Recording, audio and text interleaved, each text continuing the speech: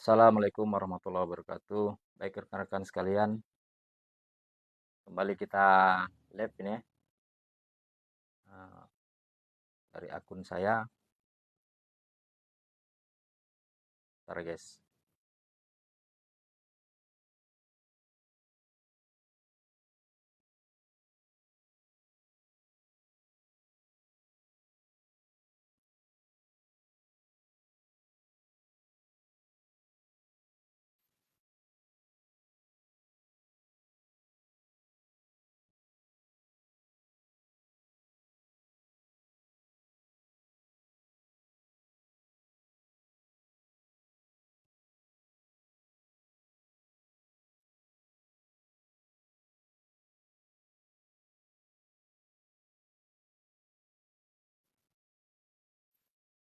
Jadi guys, eh, untuk akun TikTok kita yang eh, harus bisa ada fasilitas live-nya, itu tidak mesti 10.000 follower ya. Tidak mesti 1.000 follower. Kenyataannya akun saya sendiri waktu itu sekitar mungkin 10 hari yang lewat ya, itu masih 700-an, 760 sudah bisa live. Tapi memang mungkin algoritma TikToknya eh, melihat keaktifan kita. Jadi dari mulai saya buka akun hingga sekarang itu kurang lebih sudah 21 hari. Dengan capaian sekitar followernya berapa ini? 1.300-an ini. 1.333 hari ini.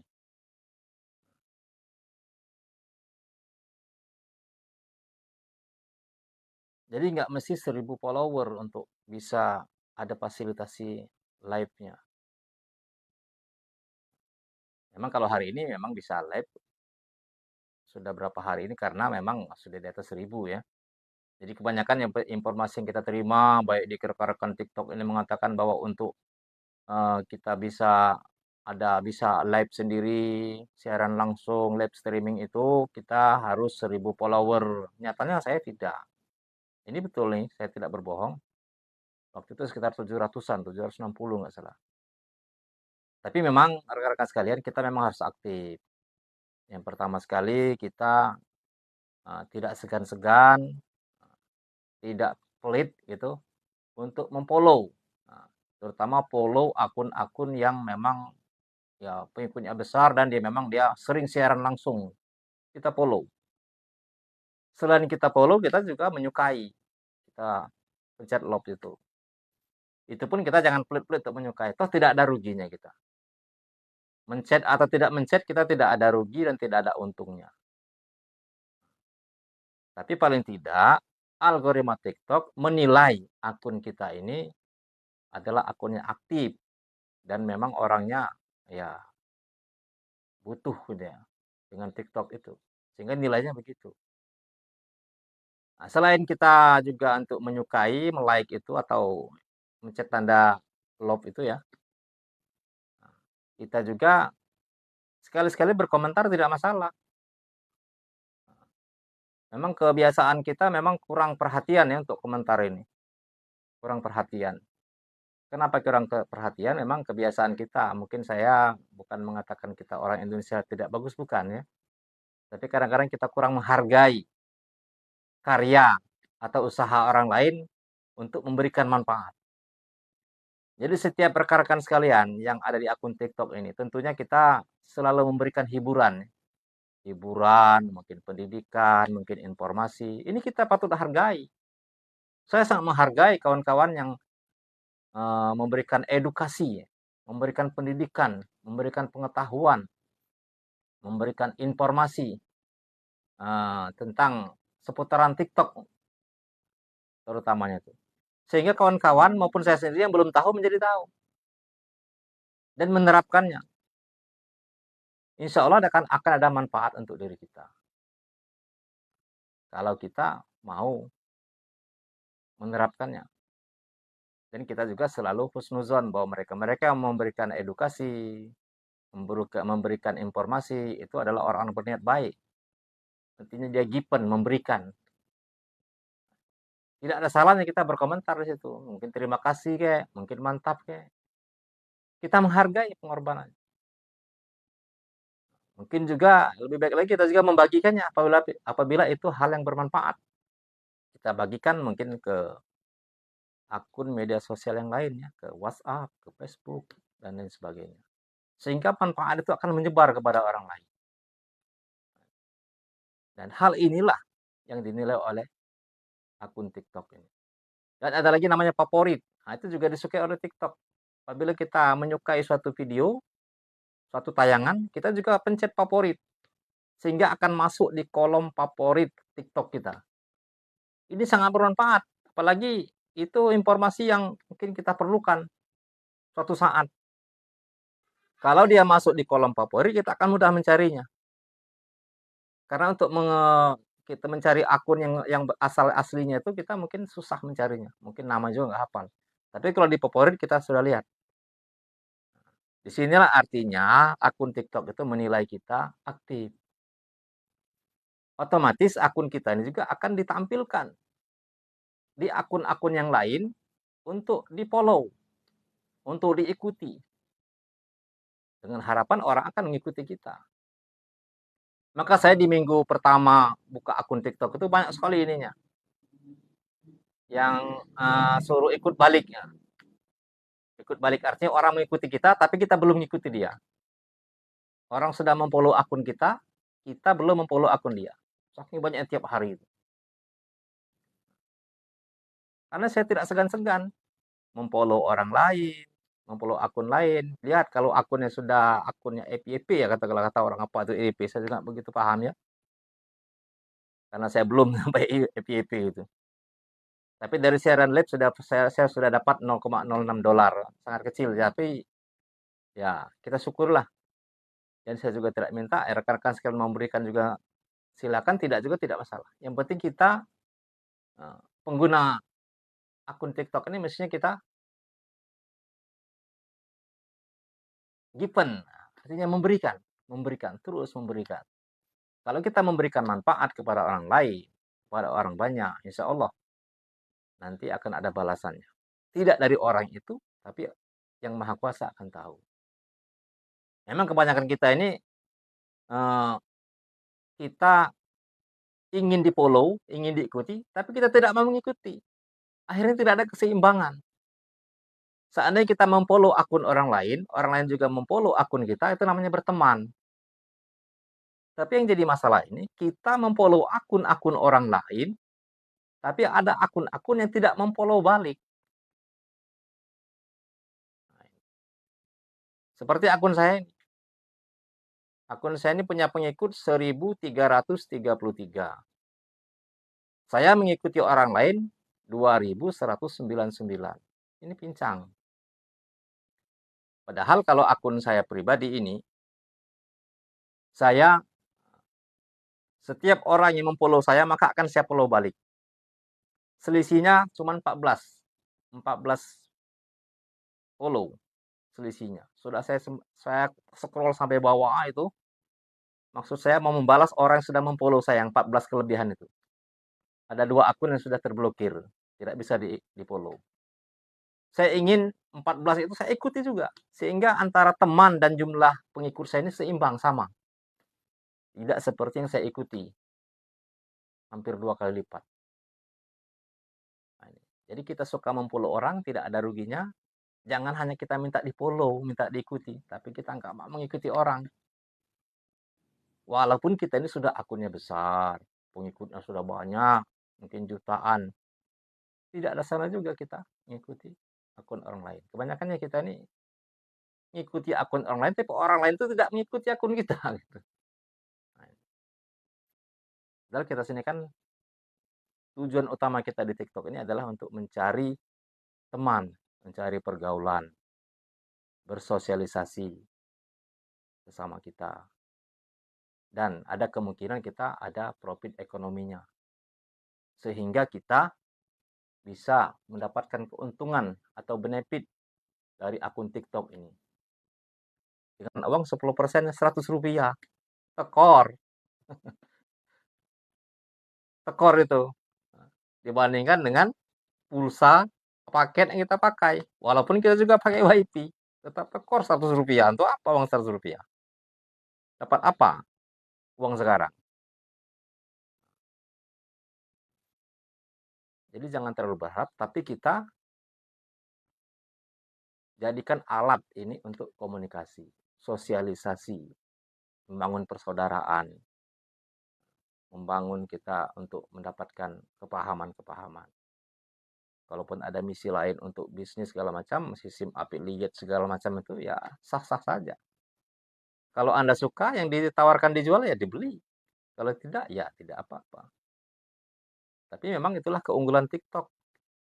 TikTok ini adalah bisa disebut media sosial, tempat kita berinteraksi, tapi di sini juga ada marketplace-nya juga. Inilah kelebihannya.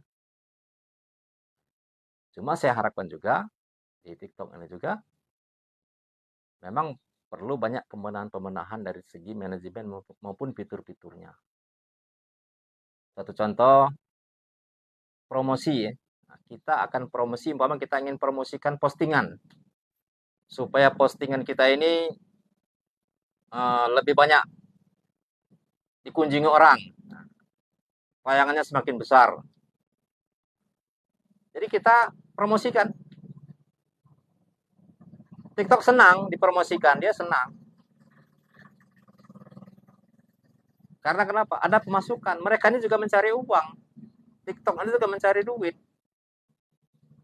Kalau nggak tahu dari mana pemasukan?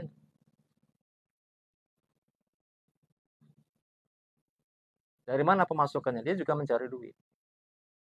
Maka senangnya kalau kita mempromosi. Itu kalau nggak salah satu harinya 15.000 ya. Ada yang paling kecil satu hari 15.000, 2 hari 60.000. Untuk capaian-capaian 600 sampai 2.000 penayangan pengunjung gitu dalam satu hari. Jadi saya mencoba promosi. Sudah saya bayar, sudah saya kirim. Di TikTok dicek apakah ini layak diterima atau tidak. Ternyata ditolak. Saya nggak tahu alasannya apa ditolak. Uang sudah terkirim, memang tidak seberapa sih. Ditambah ongkos kirim apa biaya kirim ADM-nya itu sekitar 16.650.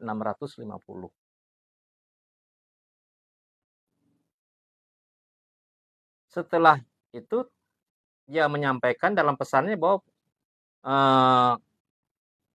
promosi Anda tidak disetujui. Kok bisa nggak disetujui?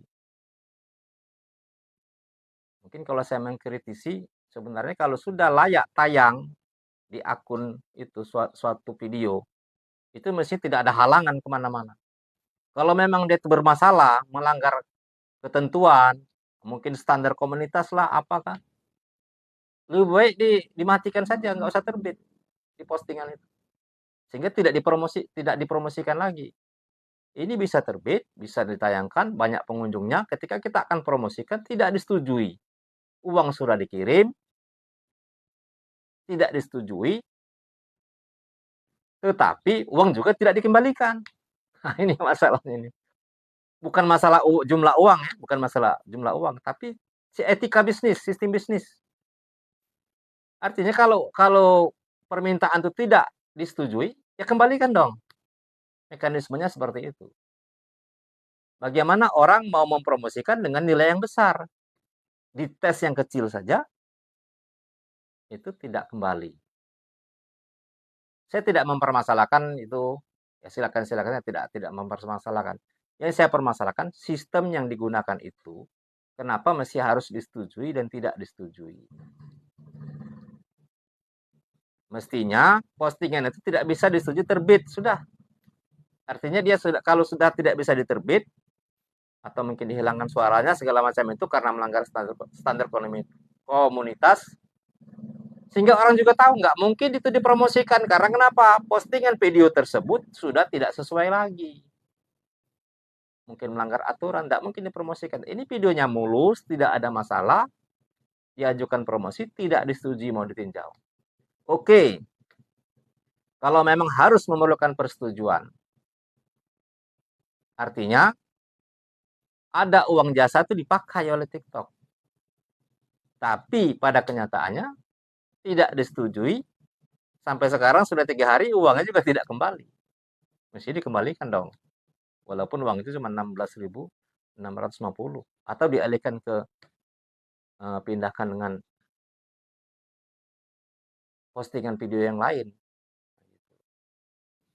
Jadi untuk teman-teman sekalian, rekan-rekan sekalian, saya cuma memberitahu untuk mempromosikan postingan video kalian itu sama ibaratnya kita mengamburkan garam di tengah lautan.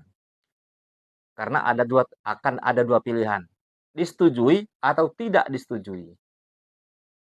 Kalau disetujui, alhamdulillah nggak masalah. Sesuai dengan targetnya, kalau nggak salah 600 sampai 2.600 kalau nggak salah itu targetnya itu.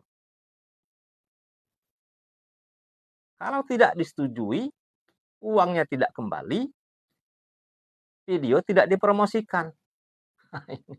Namanya tidak disetujui. Saya cuma menghimbau rekan-rekan sekalian, ya kalau kalian ingin menebar garam di laut, kalau nggak disetujui tidak masalah. Cuma saya sudah mengalaminya ini. Saya sudah mengalami. Bagi saya tidak masalah, cuman saya mungkin tidak akan promosi lagi. Saya tidak terlalu banyak berharap dengan TikTok ini, tapi saya ingin memberikan kepada rekan-rekan sekalian apa yang saya bisa. Apa yang bisa bermanfaat untuk rekan-rekan sekalian. Ya mungkin informasi, ya mungkin pendidikan, ya mungkin untuk menghibur. Menghibur juga, mohon maaf kalau saya berpegang pada syariat agama yang dibenarkan dalam syariat. Memang video-video kayak seperti ini, khususnya video laki-laki ya, kadang-kadang agak kurang diminati. Tapi kalau video perempuan mungkin lebih banyak peminatnya itu. Karena pengguna TikToknya mungkin kebanyakan laki-laki. Jadi kalau videonya perempuan, dia lebih senang. Tapi kalau videonya laki-laki, mungkin kurang senang karena mungkin sama-sama laki-laki gitu. Menarikin juga mungkin enggak kan. Nah, itu normal berarti ya. Menarik dengan perempuan, dengan sesama laki tidak menarik. Nah, itu namanya normal, patut dipahami. Tapi yang terkadang kita menyeret kepada hal-hal yang berbau ya agak keterbukaan gitu. Walaupun ditutupi juga. Tapi apa istilah Jawa itu ngeres akhirnya kan. Itu digandrungi. Video-video seperti itu gandrungi. Yang menunjukkan mungkin lekukan tubuh, mungkin keseksian, mungkin apalagi lah. Kalau kita sampaikan ya mungkin ada yang membantah ya apa salah sih kita menyukai keindahan. Ya nggak salah, yang betul. Bahkan dalam agama disuruh mengucapkan subhanallah. Tapi kalau sudah penglihatan kedua, sudah ada nafsu di dalamnya, ya mungkin itu menjadi masalah bagi pemikiran kita, bagi otak kita, bagi gerak-gerik tubuh kita. Karena ada suatu pemahaman, ada suatu ini apabila kita sudah birahi, sudah naik apa spanning, itu akal sehat kita akan menurun, bahkan hampir habis. Ya, saya tidak menyalahkan ya silakan itu namanya hak privasi. Dan saya juga cukup mengacungi jempol juga kepada TikTok dalam masalah ini. TikTok juga punya standar komunitas untuk pakaian-pakaian yang terlalu terbuka, menampakkan mungkin aurat yang paling mendasar. Bahkan tuh ada teman saya tuh dia merokok saja langsung di banned berapa minggu gitu nggak bisa terbit. Jadi akunnya itu bukan diblokir habis bukan, tapi di banned sementara. Nah, karena mungkin ada praktek rokoknya orang merokok gitu. Saya juga pernah membuat video unboxing kalau nggak salah waktu itu unboxing kamera ya. Nah, kamera saya ini unboxing saya videokan tuh saya naikkan di TikTok itu langsung diblokir nggak bisa terbit alasan melanggar standar komunitas, saya nggak masuk juga pemikiran saya. Ada unboxing yang lain di akun TikTok saya naikkan. Itu nggak masalah. Akhirnya saya berpikir lama-lama. Rupanya saya waktu unboxing yang kamera ini, waktu datang itu saya unboxing, saya videokan. Itu saya memakai pisau dapur yang stainless itu. Pakai pisau kue, pisau kue lah gitu ya. Oh, ngiris muka ini kan. Ah, itu rupanya melanggar standar komunitas. Jadi ada kesannya kalau bawa pisau tuh mungkin mengandung kekerasan gitu ya. Tapi video yang saya sebelumnya unboxing buku, itu saya pakai gunting mukanya. Sehingga itu lolos gitu. Jadi ya manajemen TikTok ya lumayan lah. Saya ngakui kalau di bidang itu saya ngakui. Kecuali yang tadi ya, yang masalah promosi itu ya. Nah, itu. Jadi masalah promosi, kembali lagi masalah promosi postingan, ya terserah rekan-rekan sekalian menilainya gitu kan. Kalau yang saya alami seperti itu, dan saya juga bukan untuk menghasut, bukan untuk memfitnah, nah, karena promosi postingan video itu ketika kita ajukan, ketika kita kirimkan uang, ini ada dua pilihan, disetujui atau tidak disetujui. Kalau disetujui ya lanjut, artinya mereka akan membagikan konten atau postingan video kita kepada akun-akun yang lain, sehingga orang akan melihat. Nah, semakin banyak pengunjung penayangan. Dengan target kalau salah paling tinggi 2.600 itu. Kalau untuk satu hari dengan biaya 15.000 ditambah mungkin biaya admin ya. Jadi totalnya 16.650. Tapi kalau nggak disetujui ini yang jadi masalah. Uang sudah terkirim, nggak ada cerita sampai sekarang. Sudah 3 hari. Tapi saya nggak masalah. Cuma saya ngasih tahu saja. Artinya siap risiko gitu. Kalau nggak disetujui. Ya memang hak TikTok kok. Kita ini tidak punya hak di sini. Kita ini hanya menumpang. Nyewa pun juga tidak ke TikTok ini. Alhamdulillah kita difasilitasi oleh TikTok. Bisa memakai TikTok. TikTok ini punya dia. Punya mereka yang megang manajemennya. Masih mending kita misal kalau di pasar kita nunggu di los gitu.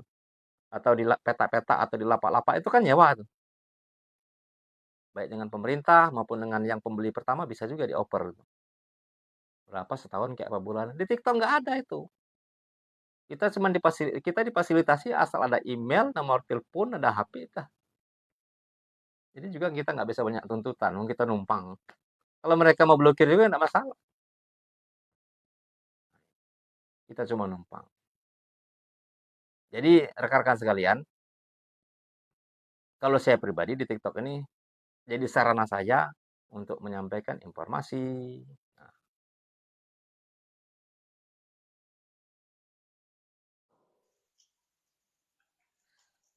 Assalamualaikum. Jadi sarana informasi saya menyampaikan kepada rekan-rekan sekalian. Juga menjadi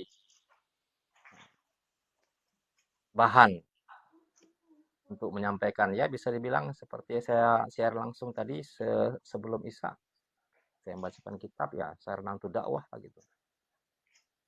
Mudah-mudahan ya bisa bermanfaat ya bagi saya gitu. Halo Bu, selamat bergabung Bu. Dari mana Bu? Tak kedengaran ini ya. Tuh bingung saya. Mana ini? Mic-nya kemana? Nggak kedengaran ini Bu. Ntar dulu.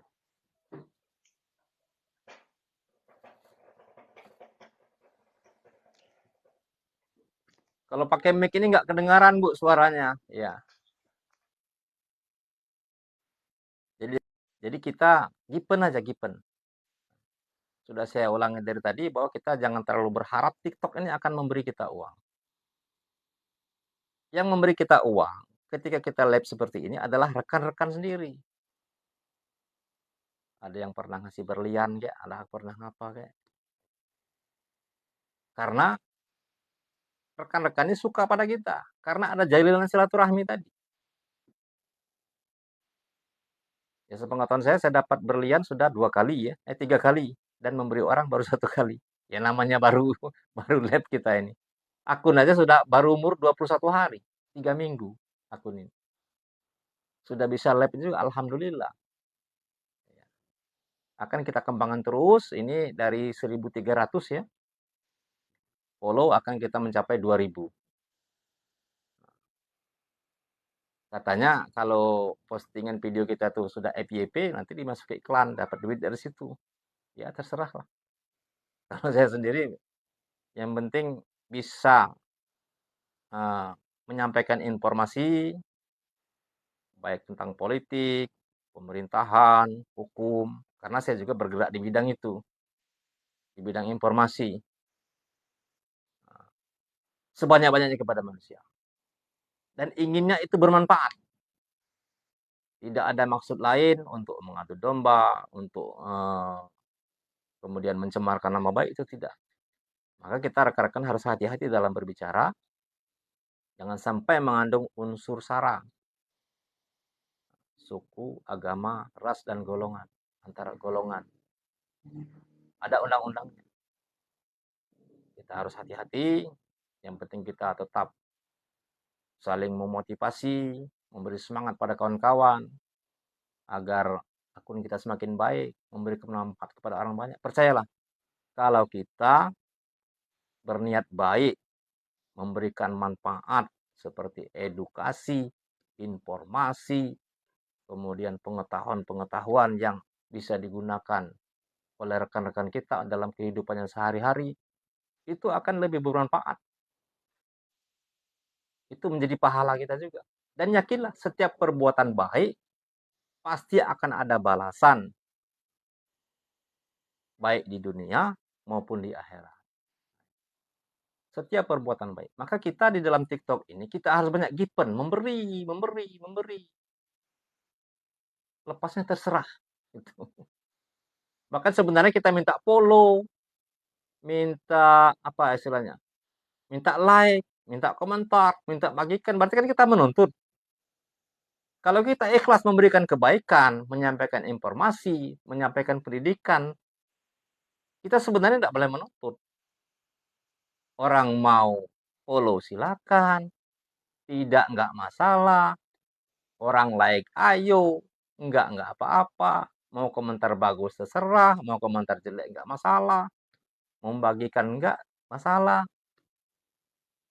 Karena kenapa? Kita given. Given itu memberi. Tanpa mengharapkan imbalan, mestinya begitu. Kalau kita memberi, itu kan memberi. Menyampaikan informasi, menyampaikan kebaikan, menyampaikan motivasi, memberi pengetahuan tentang TikTok. Sehingga orang nggak tahu jadi tahu, orang paham jadi tadi tidak paham jadi paham.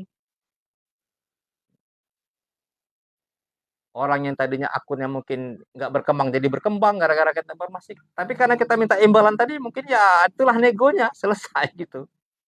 Mungkin diberi berliannya sudah, berlian sudah berapa harganya itu. Tapi kalau kita mau given terus ya sudah. Terserah, rekan-rekan sekalian juga terserah.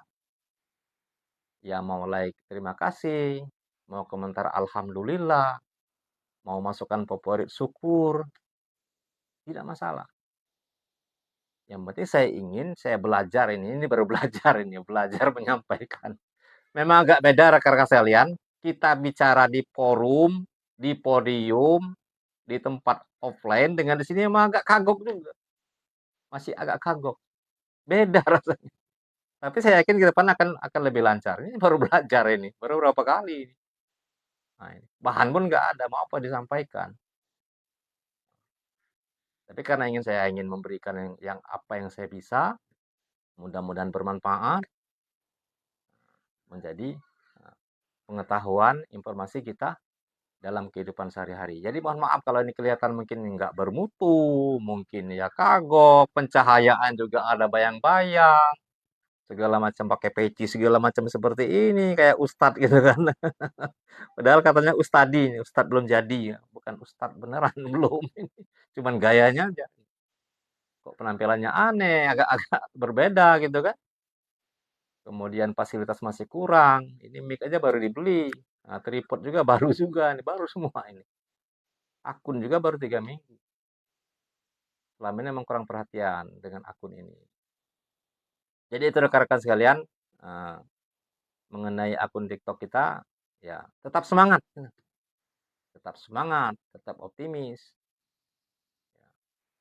Saya bilang tadi jangan terlalu berharap dengan TikTok, kita berharap kepada Allah. Nah, begitu. Karena rezeki itu di tangan Allah. Yang penting kita berbuat baik terus. Kita memberi, given, given. Katanya kalau orang given itu orang kaya. Rezeki kita nggak terbatas. Sebelum ada TikTok aja kita sudah ada rezeki kan. Maka jangan terlalu berharap dengan TikTok. Ini ya kalau ada orang mau memberi kita ya silakan karena bermanfaat. Keadaan-keadaan yang diterapkan di TikTok ini karena asalnya dari luar, itu karena orang luar negeri, orang barat tuh dia sangat menghargai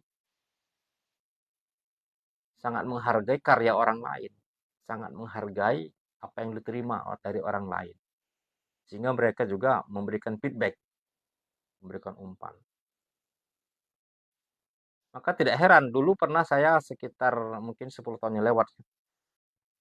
Jadi 10 tahun yang lewat itu sekitar 2012 mungkin ya. 2012 saya pertama kali mendirikan website itu tahun 2012. Nah, waktu itu masih sepi website ini. Buka website ini orang ya blogspot aja juga masih sedikit waktu itu.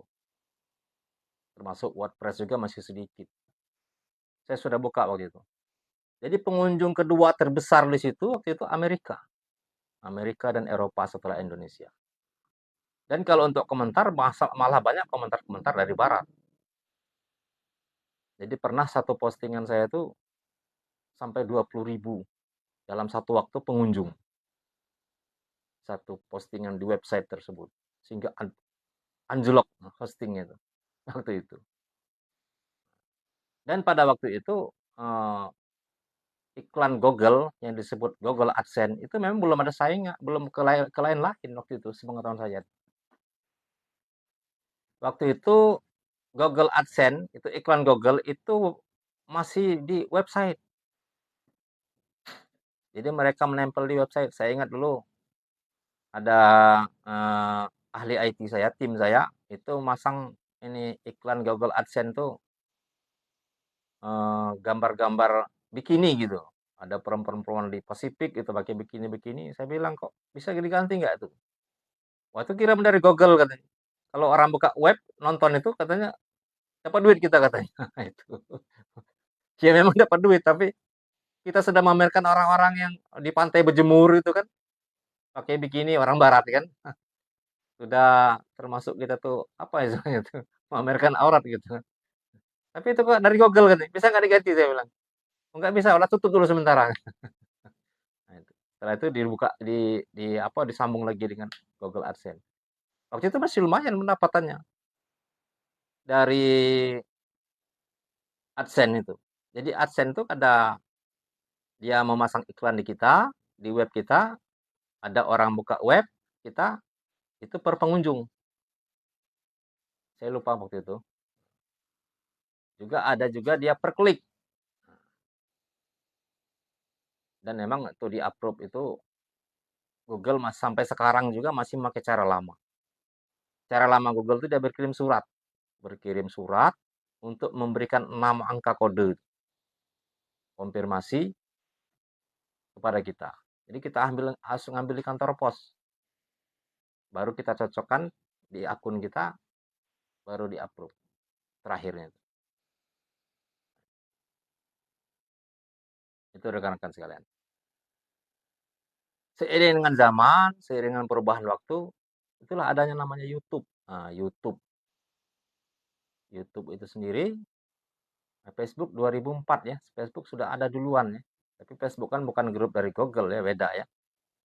Lain grup ya. YouTube. Akhirnya Google AdSense itu dia berbagi iklannya. Berbagi iklannya ke YouTube. Di 2017 ke bawah tuh belum ada aturan. Mesti harus 1.000 subscriber, 4.000 jam tayang, baru bisa mengajukan monetisasi. Dulu tidak. Tapi 2017 ke sini, syarat akunnya harus 1.000 subscriber dan 4.000 jam tayang. itu baru bisa mengajukan monetisasi. Itu pun belum tentu diterima. Oke, setelah diterima, mungkin videonya asli segala macam itu. Yang surat konfirmasi tadi, kode tadi yang dikirim ke kantor pos, kalau tidak diambil dan tidak dicantumkan konfirmasi itu di akun, juga tidak bisa. Di tempat saya tuh, surat dari Google sebegini.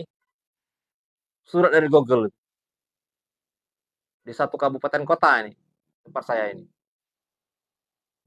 Lebih dari 2 kilan tebalnya surat itu. Banyak orang-orang. Jadi kalau mencari punya kita tuh sampai capek. Di mana nama saya ini? Setelah dapat, buka kodenya, kayak gesek itu dilihat, baru dicantumkan itu konfirmasi. Itu baru bisa dilanjut. Itu approve terakhir dari Google.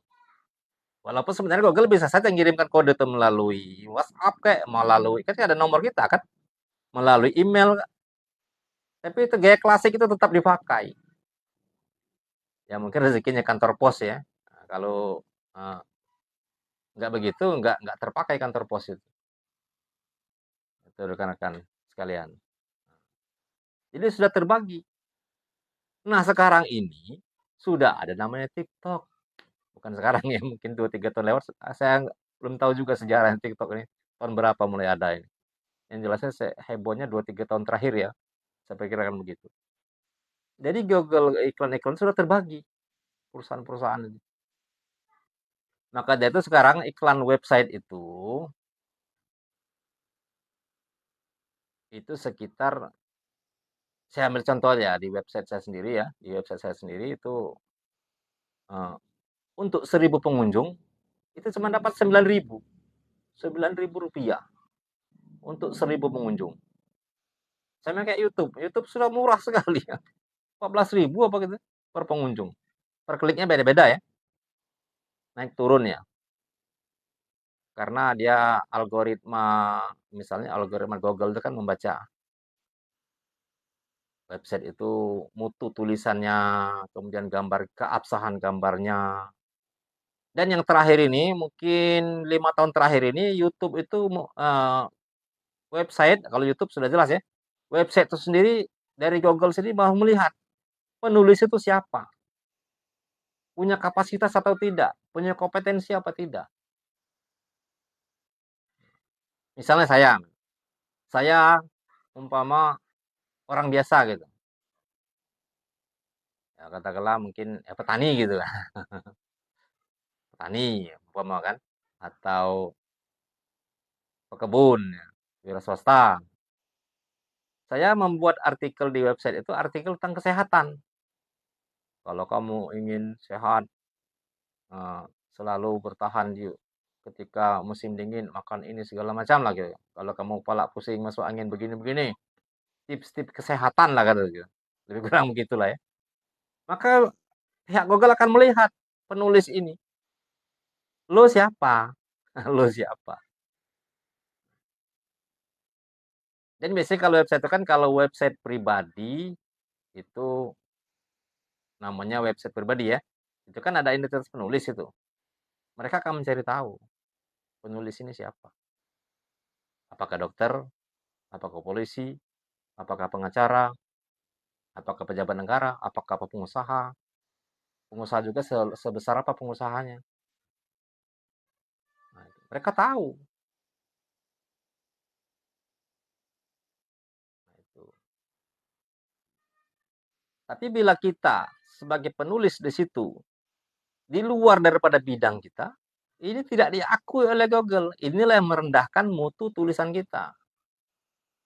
Sehingga nilai ekonomi dari postingan kita tadi rendah juga.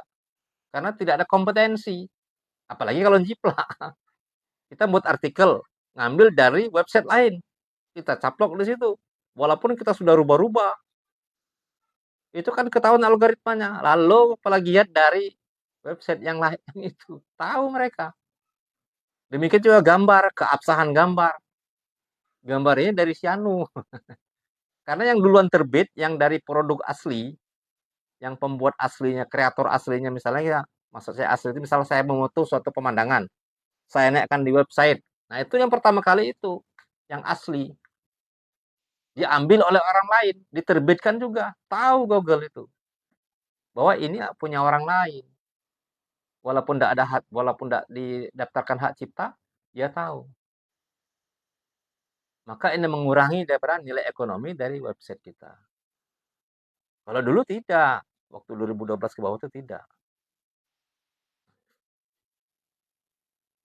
Demikian juga di YouTube ya. Di YouTube juga tahu kalau video itu sudah plagiat. Ada algoritmanya. Oke lah, kita bisa rubah suara.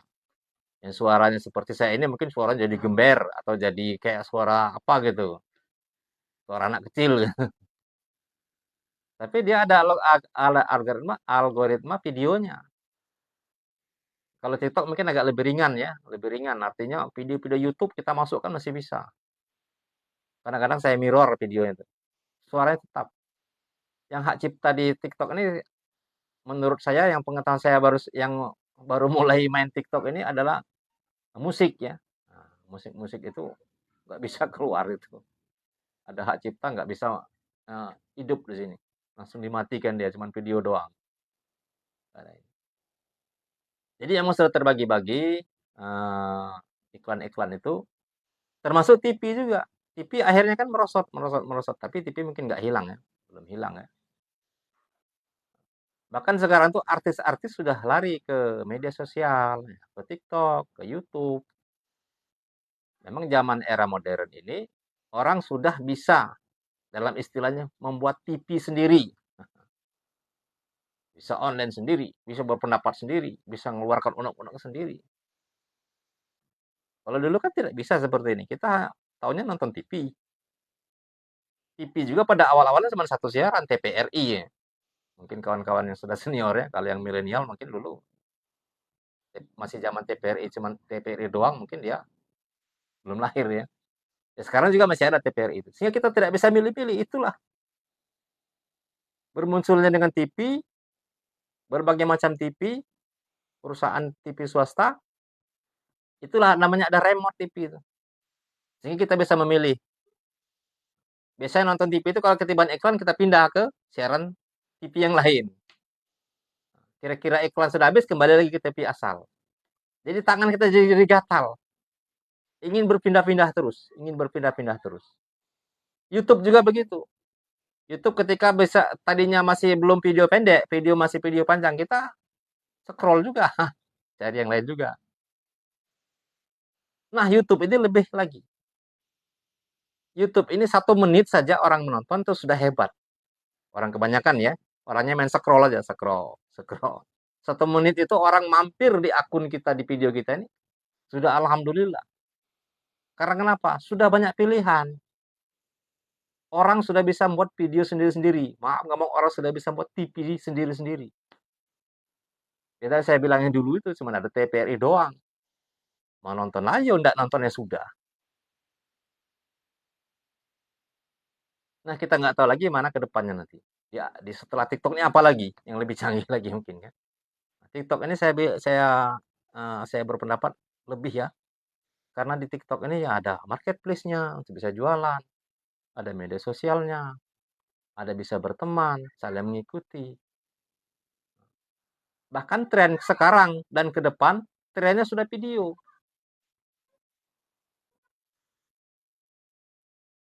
Dengan berjalannya online ini, sebenarnya media online itu, kalau kita berpedoman dari Dewan Pers ya, Dewan Pers itu adalah lembaga semi pemerintah. Maksud saya semi pemerintah itu, Dewan Pers itu adalah lembaga yang dibentuk melalui undang-undang pers. Ya. Undang-undang nomor 40 tahun 99 tentang pers itu mewajibkan ada Dewan Pers. Dewan Pers itu adalah pemerintah, sebentukan pemerintah untuk memfasilitasi pers, perusahaan maupun wartawan. Itu tahun 2012 itu diterbitkan tentang eksistensi media online tahun 2012. Kalau sekarang media online sudah ribuan, mungkin jutaan, saya ratusan ribu, nggak tahu saya. Karena orang membuat media online itu semudah membuat Facebook, semudah membuat TikTok, semudah membuat YouTube, orang membuat website itu. Iya, betul. Karena saya sendiri membuat website itu. Yang ikut saya sekarang sekitar 33 media online yang saya orang yang memakai jasa saya. Jadi ketika mereka memesan nama ini. Begitu saya cek namanya ada dan tersedia, kan nama website itu kan kalau sudah ada nggak bisa lagi kita ngambilnya. Begitu ada, transfer uang, kirim, dalam hitungan detik sudah di-approve ya, sekarang virtual ya. Sudah di-approve, terbit, install, dan selesai. Tinggal ngisi. Demikian juga perusahaannya. Ada namanya PT Perseorangan. Undang-Undang Cipta Kerja tahun 2020 itu salah satunya aturan mengenai perusahaan PT Perseorangan. Jadi kalau rekan-rekan sekalian umpama mau membuat badan usaha, itu cukup dengan online. Cukup dengan online dan murah. Bisa dikerjakan siapa saja, tapi biasanya orang yang melek teknologi lah gitu kan, biasanya anak muda gitu. Kalau ya orang sudah tua nih ya kadang-kadang mencet password aja nggak kelihatan lagi. Nggak kebaca. Kalau saya juga sudah kabur-kabur. Nah, ini. Jadi sangat mudah sekali. Sudah zaman. Nah, nggak tahu lagi ke depan. Dulu orang ketika diberitakan, orang akan semacam mungkin ya ketakutan, mungkin cepat ada feedbacknya. Kalau sekarang sudah biasa, karena dulu kalau berita itu merupakan eksklusif. Orang jadi wartawan di zaman Orde Baru masih pilihan sedikit. Tapi sekarang hampir tiap orang pun bisa jadi wartawan. Walaupun mungkin produk yang dihasilkan belum tentu produk pers. Kalau rekan-rekan sekalian tidak bekerja di perusahaan pers dan punya standar perusahaan pers, maka rekan-rekan sekalian tidak bisa disebut wartawan atau jurnalis. Karena yang menaungi jurnalis itu adalah perusahaan tempat dia bekerja. Dan juga dianjurkan menurut Undang-Undang Nomor 40 tahun 99 itu untuk bergabung ke perusahaan, bergabung ke organisasi wartawan. Maksudnya supaya ada pembinaan. Kemudian untuk mudah dipantau dan diawasi. Sehingga wartawan tersebut betul-betul dia terlindungi dalam bekerja. Kemudian ada pembinaan, karena namanya organisasi. Beda kalau dia bergerak sendiri-sendiri, perusahaannya sendiri-sendiri. Jadi tidak semua orang bisa disebut wartawan. Walaupun sekarang semua orang bisa memberitakan, bisa menginformasikan, bisa menyampaikan. Maka saya ingatkan rekan-rekan sekalian yang bukan wartawan harus hati-hati sekali. Undang-Undang ITE, informasi transaksi elektronik, sangat diperhatikan. Jangan sampai kita melanggar undang-undang tersebut sehingga terjerat pada proses hukum. Saya juga ini yang sangat hati-hati. Jangan sampai kita salah gitu. Menyinggung pribadi orang, mencemarkan nama baik, menuduh, memfitnah, segala macam. Hati-hati. Karena jangan sampai kita melanggar hukum. Akhirnya membuat kekisruhan. Kekisruhan di masyarakat kita. Nah, ke depannya, berita-berita yang tadinya eksklusif, sehingga orang ketika diberitakan cepat heboh, cepat mengambil kesimpulan dan masalah itu diselesaikan. Sekarang orang pada cuek. Karena kenapa? Berita-berita itu sudah menjadi komoditi biasa. Sampai-sampai sekarang ini kalau kita tidak ada target, tidak ada kekhususan kita untuk hasilnya, tidak ada rencana, tidak ada apa-apanya kita buka media sosial maupun buka media online, kita akan pusing sendiri. Umpama kita buka YouTube ketemu sinetron, ketemu informasi, ketemu film, ketemu kasus. Jadi masuk semua di otak ini, masuk semua. Tapi kalau kita punya target, punya tujuan, kita akan tahu, saya mau buka ini, mau mencari misalnya informasi tentang pilpres, kan? Jadi kan yang lain-lain kita singkirkan. karena kita sudah punya target. Kalau kita nggak punya target, itulah habis waktu, habis tenaga, pikiran, habis kuota, kepala pusing ya gitu. Karena informasi sudah begitu banyak. Informasi sudah begitu banyak, video sudah begitu banyak, dari yang paling bagus sampai yang paling jelek, dari itu yang melanggar hukum, yang tidak melanggar hukum, ada yang terbuka, ada yang mesum, ada yang judi segala macam. Tinggal kita sendiri yang milih. Kalau kita nggak kuat iman, nggak ada pedoman, itu tadi terjerumus.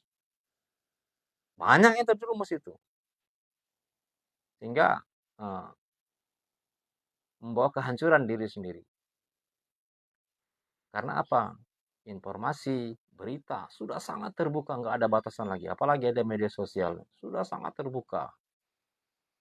Sudah menjadi komoditi seperti biasa. Sama seperti kita misalnya beras. Beras itu sudah menjadi komoditi, bukan barang eksklusif. Kalau barang eksklusif itu kan sulit didapatkan, harganya mahal. Ini jadi mudah didapatkan dan wajib untuk disediakan gitu. Berita juga begitu. Sudah menjadi pasaran, diberitakan ini negatif lah segala macam itu. Sangat mudah untuk memviralkan sesuatu. Maka dari itu kita harus hati-hati jangan sampai terjerat kepada masalah hukum.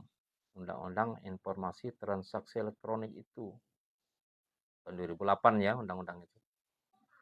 Nah, jangan sampai. Jadi tinggal kita sendiri memilah-milah informasi tersebut yang mana bermanfaat untuk kita. Sehingga kita lebih menambah wawasan, keilmuan, kepribadian kita. Itu kira-kira. Mungkin waduh sudah berapa menit ini? Sudah kepanjangan ya. Terima kasih rekan-rekan sekalian. Ya, ini baru live kita nih seperti inilah namanya baru belajar juga. Saya terus terang aja untuk di kamera memang gitu kan. Walaupun saya sehari-hari juga saya juga liputan, liputan pejabat gitu, liputan apa untuk menginformasikan ya pemberitaan lah gitu kan.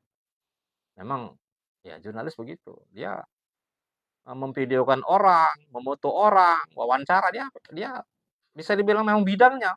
Tapi ketika dia diwawancarai, difoto, di video kadang-kadang kagok juga karena nggak biasa. Ya terima kasih rekan-rekan, semoga bermanfaat malam ini. Tetap optimis, semangat kita dalam menjalani kehidupan ini. Jangan loyo, jangan kita lemah. Terima kasih. Assalamualaikum warahmatullahi wabarakatuh.